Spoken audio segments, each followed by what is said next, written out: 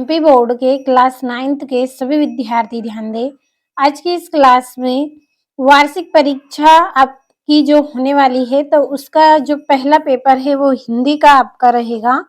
5 फरवरी के दिन हिंदी का आपका वार्षिक पेपर होगा।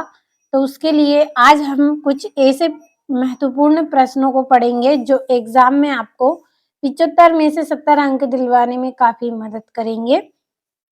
तो पिछले वीडियो में हमने सेट ए पढ़ लिया है, आज हम सेट बी पढ़ेंगे और चारों सेटों को पढ़िएगा क्योंकि एक सेट से आप 15 से 20 अंक प्राप्त करेंगे। चारों सेट पढ़िए जब जाकर आपको इतने अंक मिलेंगे और चारों सेटों में आपके लिए पूरे महत्वपूर्ण प्रश्न बताए हैं। चारों सेटों में बहुत मेहनत से आपके लिए 4 सेट तैयार किए हैं, तो कंप्लीट आपको अच्छे से कर लेना है। ये आपका पहला प्रश्न, सही विकल्प चुनिए। पहला है प्रयोगवाद के जनक माने जाते हैं, तो प्रयोगवाद के जनक कौन माने जाते हैं? अज्ञे माने जाते हैं। दूसरा है हेमंत रंगिनी के रचनाकार हैं, तो इसके रचनाकार कौन है? माखन लाल चतुर्वेदी हैं। तीसरा है श्रृंगार रस का स्थायी भाव क्या है? तो श्रृंगार रस का स्थायी भाव क्या है? रति है।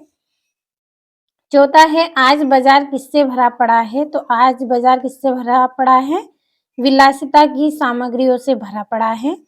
पांचवा लुटिया किस प्रकार का शब्द है? तो लुटिया आंचलिक शब्द है।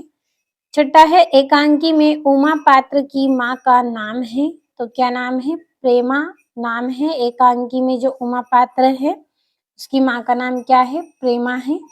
अब अगला आपका जो प्रश्न है उसमें रिक्त स्थानों की पूर्ति कीजिए। पहला है थल थल में बसता है डेडेस ही, तो थल थल में क्या बसते हैं? शिव ही बसते हैं। दूसरा है चरण सरोज पखारन लागा डेडेस रूप अलंकार का उदाहरण है, तो रूपक अलंकार का उदाहरण है। तीसरा है रेल शब्द डेडेस शब्द है, तो रेल शब्द क्या है? एक विदेशी शब्द है। चौथा है हम हाथी पे डेडेस ना जुतवाया करते हम पे बेल, तो हम हाथी पे हल नहीं चलवाया करते हैं। और पांचवा है डाडे तिब्बत में सबसे डेडेस की जगह है, तो डाडे तिब्बत में खतरे की जगह है। छठा है सांवले सपनों की याद डेडेस विधा की रचना है, संस्मरण विधा की रचना है। ये हो गए हैं आपके रिक्त स्थान। अगला जो प्रश्न है उसमें आपको सही जोड़ियां बनानी है, तो आप भरोसा रखें, पूरे मोस्ट इम्पोर्टेंट क्वेश्चन दिए हैं आपको वार्षिक परीक्षा के लिए, कंप्लीट जरूर करें। चलिए तीसरा प्रश्न कंप्लीट कर लेते हैं। तीसरा प्रश्न सही जोड़ी बनाइए। तो पहली जोड़ी है कामयानी, तो कामयानी की जोड़ी रहेगी महाकाव्य। दूसरा है चपला देवी, तो इसकी जोड़ी रहेगी द्विवेदी युग। तीसरा है आकाश, तो आकाश का रहेगा नभ गगन। चौथा है गोपाल प्रसाद, तो इसका रहेगा वकील। पांचवा है प्रसिद्ध संस्मरणकार, तो इसकी जोड़ी रहेगी आपकी महादेवी वर्मा। छठा है चांदी का कटोरा, तो इसकी जोड़ी रहेगी महादेवी वर्मा रहेगी, महात्मा गांधी इसकी जोड़ी रहेगी। तो ये जोड़ियां हो गई आपकी। अगला जो प्रश्न है आपका सत्य सत्य है, तो आप पढ़ लीजिएगा, सभी को टिक कर दिए हैं। और अगला जो प्रश्न है एक वाक्य में उत्तर लिखिए। पहला है रसखान किसके भक्त थे? तो रसखान श्री कृष्ण के भक्त थे। दूसरा है संचारी भाव की संख्या कितनी मानी गई है? तो 33 संख्या मानी गई है। तीसरा है आज कौन सा जीवन दर्शन आ रहा है? तो उपभोक्तावाद जीवन दर्शन आ रहा है। चौथा है अंधकार शब्द का तद्भव क्या है? तो अंधेरा। और परदादी ने आधा लोटा पानी किसे पिलाया? तो चोर को पिलाया। छठा है चिंतामणि किसकी रचना है? तो चिंतामणि किसकी रचना है? आचार्य रामचंद्र शुल्क की रचना है। और ये आपके यहाँ से जो 2-2 नंबर के प्रश्न हैं, इन प्रश्नों के आंसर की पीडीएफ आपके लिए तैयार कर ली है। अगर आपको पीडीएफ लेना है तो वीडियो के डिस्क्रिप्शन में नंबर मिल जाएंगे, कॉल कर लीजिएगा, आपको पीडीएफ मिल जाएगी। और छठा प्रश्न है राम भक्ति शाखा की प्रमुख विशेषता लिखिए। सातवां है इस संसार में सच्चा संत कौन कहलाता है? आठवां है कालंदी कुल कदम की डारन में कौन सा अलंकार है? नवा है कवि ने पीपल को ही बड़ा बुजुर्ग क्यों कहा? समझाइए।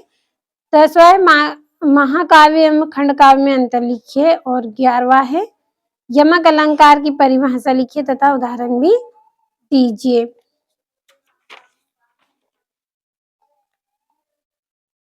12वां है नाटक और एकांकी में अंतर लिखिए। 13वां है महादेवी वर्मा की भाषा शैली की विशेषता लिखिए। 14 किन घटनाओं से पता चलता है कि हीरा और मोती में गहरी दोस्ती थी। 15 है प्रेमचंद्र के फटे जूते पाठ के आधार पर प्रेमचंद्र के व्यक्तित्व की 2 विशेषता लिखिए। और ये आपका 16वां समास किसे कहते हैं उसके भेद लिखिए। मृत्यु का तरल दूत किसे कहा गया है और क्यों। और 18वां है जिसमें निम्नलिखित काव्यांश का संदर्भ सहित भावार्थ लिखिए 3 नंबर में। तो वीडियो के डिस्क्रिप्शन में आपको नंबर मिल जाएंगे। अगर आप पीडीएफ लेना चाहते हैं तो कॉल जरूर करें। और 19वें में संदर्भ प्रसंग व्याख्या करनी है 3 नंबर में। 20वें में राष्ट्रीय पर्व 15 अगस्त पर पिता तथा बेटे का संवाद करना है। और ये आपका 21वां जिसमें आपको गद्यांश या काव्यांश दिया गया है जिसके प्रश्न नीचे दिए गए हैं। तो सभी के आंसर पीडीएफ में आपको मिल जाएंगे।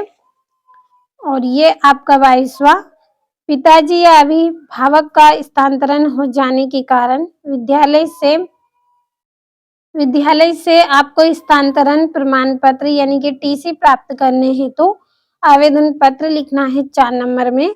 और निम्नलिखित में से किसी एक विषय पर निबंध लिखना है। मेरा प्रिय त्योहार दिवाली, वृक्षारोपण, विद्यार्थी और अनुशासन, कंप्यूटर की उपयोगिता या फिर भारत की एकता, भारत की राष्ट्रीय एकता। तो इतने ऑप्शन दिए गए हैं, कोई एक निबंध आपको करना है।